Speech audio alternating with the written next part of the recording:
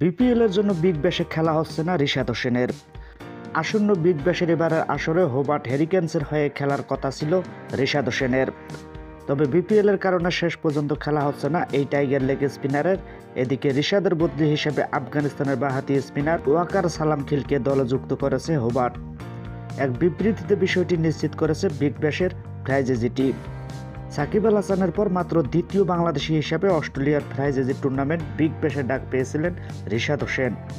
Leg স্পিনারের শক্তিমাত্রা বিবেচনায় big ব্যাশের বেগুনি শিবির Hobart হেরিকেন্সের ডাক পান এই বাংলাদেশি। দলে ডাক পাওয়ার পরেই থেকে শঙ্কা ছিল রিশাদের খেলা নিয়ে। এক্ষেত্রে জাতীয় দলের ঠাসা সূচি এবং একই সময়ে বিপিএল আসর সব মিলিয়ে রিশাদের বিগ ব্যাশে খেলা নিয়ে শঙ্কা তৈরি হয়েছিল। যদিও পরে জানা যায় আগামী 21 ডিসেম্বর থেকে 29 ডিসেম্বর পর্যন্ত এক সপ্তাহ হোবার্টে খেলার অনাপত্তিপত্র পেয়েছেন এই টাইগার লেগি। কিন্তু শেষ পর্যন্ত তার তাসমান পারের দেশে যাওয়া হচ্ছে না রিশাদ হোসেনের।